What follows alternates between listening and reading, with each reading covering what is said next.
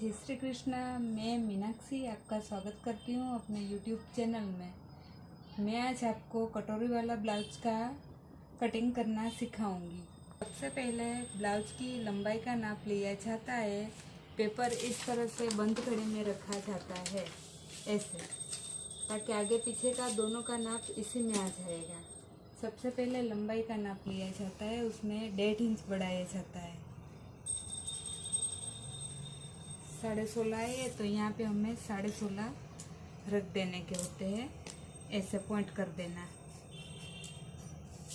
फिर सब नाप आगे से ही आएगा, एक लंबाई पीछे से आती है, फिर सब आगे से ही आता है, क्योंकि आगे का है ना, ये कटोरी योग और ये सब बन जाता है नाप लेने में, और सही से पॉइंट भी बैठ जाता है। अब हम शोल्डर का नाप लेंगे।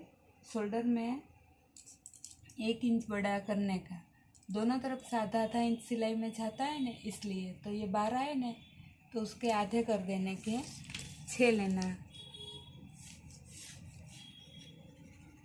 ये बन गया फुल शोल्डर। अब हम हाफ शोल्डर का नाप लेंगे। हाफ शोल्डर में भी 1 इंच बड़ा करने का, जैसे 4 से थोड़ा कम है तो यहाँ भी 4 से थोड़ा कम रख देने का।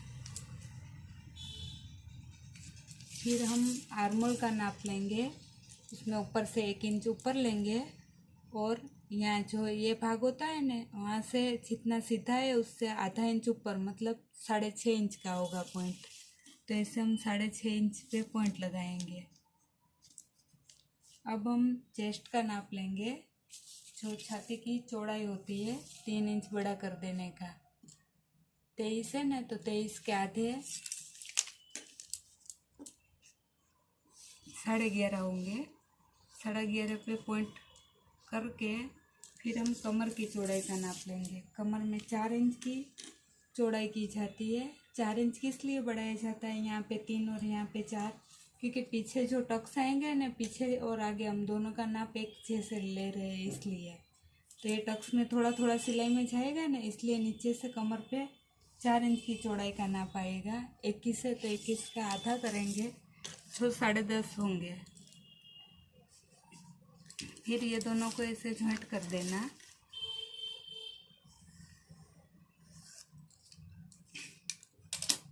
अब हम गले की लंबाई का नाप लेंगे। गले की लंबाई का नाप है ना, जितना हो उतना ही रखने का, बढ़ाने का भी नहीं और कम भी नहीं करने का, क्योंकि ऊपर से थोड़ा सा इतना सिलाई के लिए जाता है, तो यहाँ से भी ऐसे सिलाई आती है तो ऐसे बढ़ जाता है, इसलिए हमने जितना नाप लेते हैं ना उतना ही रखने का। जैसे ये 5 है तो 5 ही रखने का होता है ऐसे। ये 5 पे पॉइंट लगा देने का। फिर ऐसे हम गोलाई दे देंगे धीरे धीरे पॉइंट लगा के। अब हम आर्मोल में दोनों शेप करेंगे, आगे का और पीछे का। जो पीछे वाले भाग में अंदर रहता है, और अब हम आर्मोल का नाप लेंगे। उसमें ये जितना होता है उसके बीचों बीच पॉइंट लगाने का। 6.5 तो 3.25 पे पॉइंट लगा देने का, और यहाँ पे भी बीच में पॉइंट लगाने का। जो ये 5.25 है ना, तो उसके बीचों बीच 2.5 के आसपास पॉइंट लगा देने का, और यहाँ से 1 या 1.25 इंच जितना पॉइंट कर देने का, और एक ये दोनों के बीच में पॉइंट लगा देने का, और एक आधा इंच यहाँ से अंदर, ताकि आगे का और पीछे का दोनों पॉइंट हो जाए। पीछे का ऐसे हम जॉइंट करेंगे। ये पीछे का होता है ऐसे, और ये बाएं गले में आगे का होता है।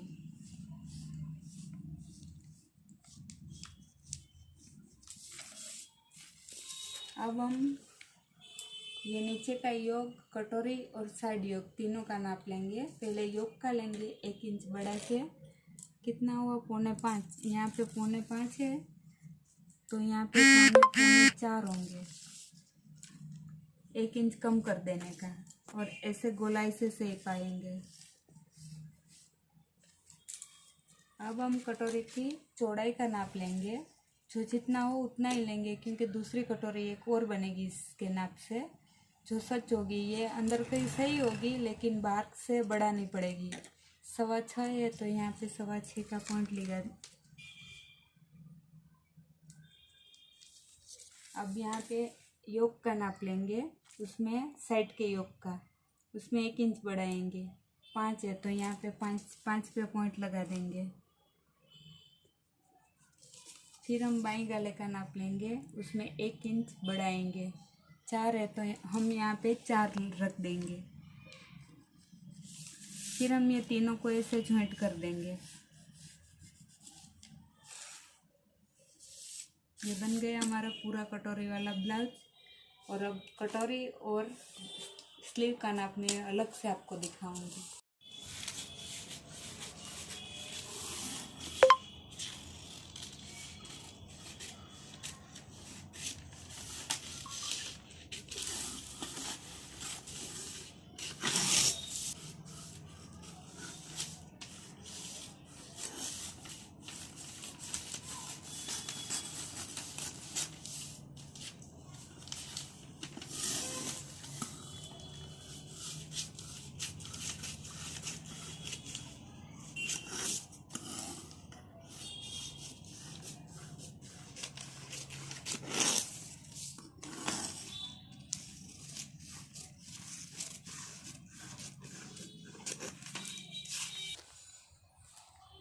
अब हम कटोरी का नाप लेंगे, जिसके लिए ऐसे पहले पेपर पे कोने पे रखा जाता है। कोई भी पेपर लो, ऐसे कोने पे ही रखने का। फिर ऐसे गले की गोलाई जो कटोरी की होती है उतनी गोलाई लेने की। फिर यहाँ से ऐसे तिरछा रखने का 1/2 इंच जितना, और 1/2 इंच जितना लंबा भी। फिर ये कटोरी ऊपर रख के यहाँ से 3 या 2.5 जितना बड़ा हो ना चौड़ाई, उतना यहाँ से चौड़ाई में बड़ा कर देने का।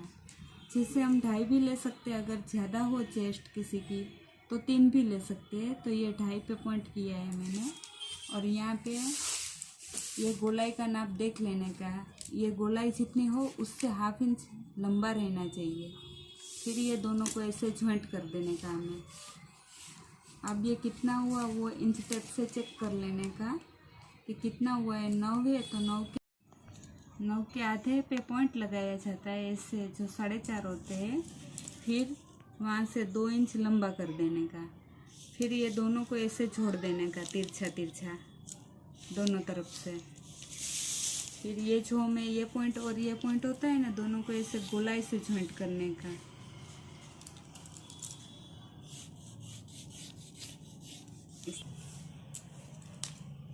अब हम स्लीव का नाप लेंगे। स्लीव में सबसे पहले लंबाई का ही नाप लिया जाता है। जैसे ये 11.5 है तो हम यहाँ 11.5 पे पॉइंट लगा देंगे। फिर नीचे की चौड़ाई का नाप लिया जाता है, उसमें 1.5 इंच बढ़ाना। 7.25 तो 7.25 यहाँ रख देंगे नीचे पे। अब हम साइड का नाप लेंगे, उसमें जितना हो उससे 1.5 इंच बड़ा कर देने का। 9.25 है तो 9 रख देंगे यहाँ पे हम। फिर हम उसकी ये चौड़ाई का नाप लेंगे, उसके हिसाब से पॉइंट लगाएंगे। चौड़ाई में 2 इंच बड़ा कर देना, ताकि 9.5 से थोड़ा ज़्यादा है तो हम 9.5 से थोड़ा ज़्यादा लेंगे ऐसे। फिर हम ये दोनों को ऐसे जोड़ेंगे, साइड का भाग स्लीव का। फिर यहाँ ये शेप हम करेंगे ना, उसके लिए यहाँ से 2 इंच जितना सीधा और यहाँ से 2 इंच जितना सीधा। फिर ऐसे गोलाई से पॉइंट करते करते शेप बना लेंगे। ये एक बन गया शेप। और ये अंदर वाला दूसरा जो आगे के भाग में आता है और ये पीछे के भाग में आता है। हाल है।